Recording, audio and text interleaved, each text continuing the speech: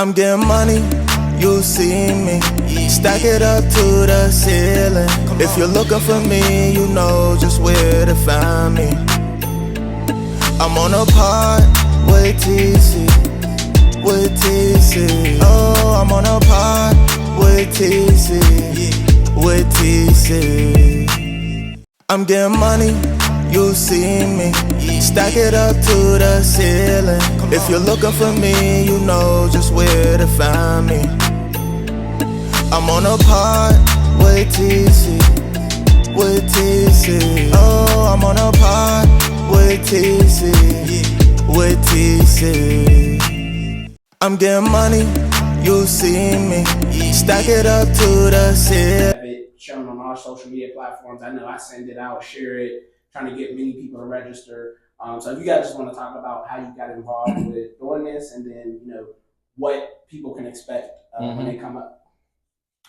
The way I got involved with it is kind of through Miss Denise, kind of sort of. So I was always privy and aware of Dr. Salome Bay and all the work that she did in the city, and she does a lot. And I always knew of her name, but I didn't actually get a chance to meet her or work with her until Miss Denise. So I was able to meet her through Miss Denise, and through that we've just always had a relationship. And recently, just a couple weeks ago, she reached out to me and asked me if I would be interested in presenting at this event, talking about personal credit, business credit, credit cards, lines of credit, those different things. So just some of the different products and services that banks have that can help people with their credit and also help with their business. So yeah, love that.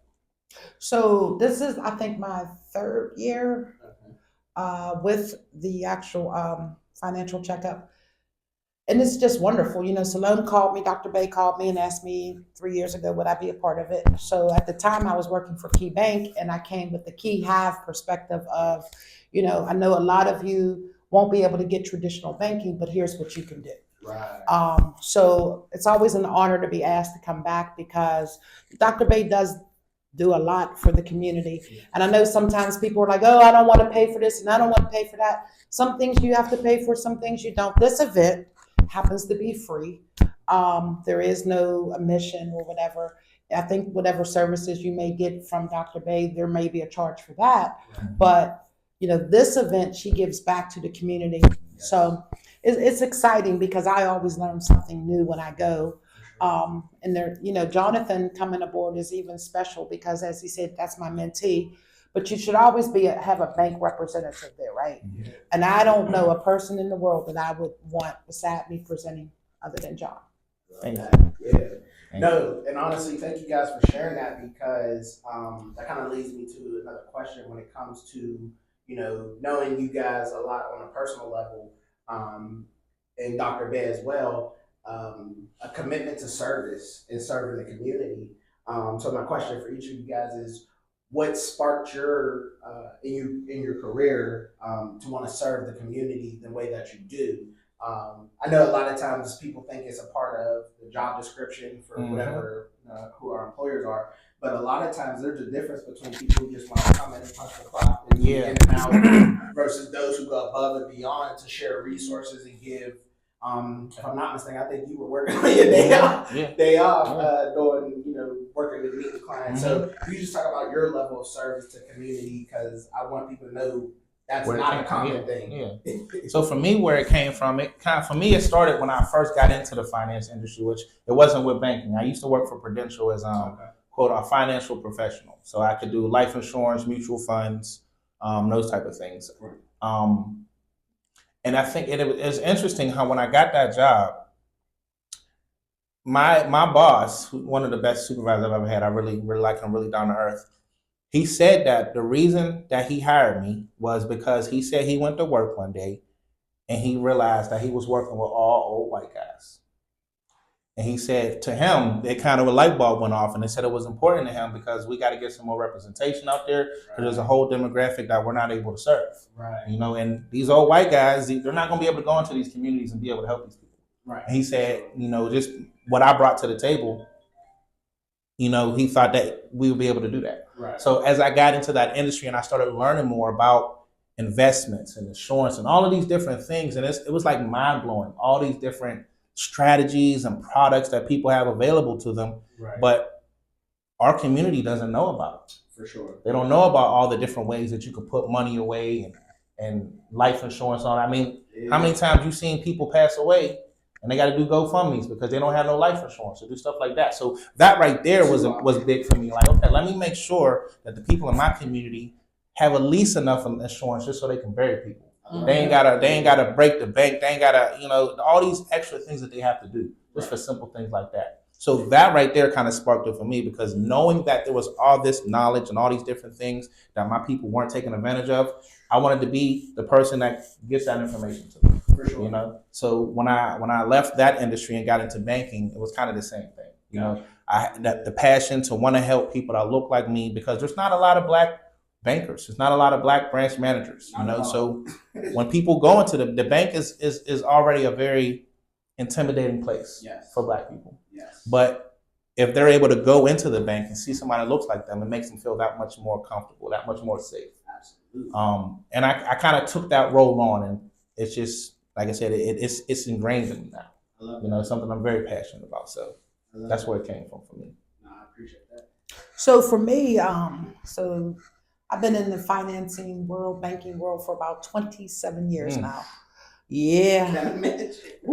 And for me, it was a job. It was just a job. I worked my way up to branch manager, like, hey, I'm a branch manager, right? And I love it. Like, I love clients. I like talking to folks. But then the activist part of me, wanted to make a change, right? We were protesting, we were doing different things like that, but it's like, come on, Denise, what is your purpose, right? So as I'm going through and I'm talking and I'm praying and I'm believing God to open those doors for me, my purpose was to actually educate people who look like me about finances, because we don't grow up with those types of things, right? We are the ones who want to start businesses, but we can't get the but the funding to do so. So what I started doing around the PPP time, COVID time, I went to my supervisor came to me, actually the supervisor of a supervisor, Amanda Baps. Shout out to Amanda Baps. She came to me and said, what is it that you want to do with the rest of your career? And I openly and honestly said to her, I want to educate people who look like me, but I don't want KeyBank to say I only do business for Black people. Right. And she said, go for it. And I never stopped. We started with Zooms because it was COVID, right? We had like 8 people on a Zoom. When I left KeyBank a year and some months ago, we had almost 200 and something odd people registered in the Key Hive. And what did the Key Hive do? I simply educated folks on the next steps, right? Because they weren't going to get loans from traditional banking, and they weren't going to be able to get the startup money that they needed. But with the right plan, right, we can do that.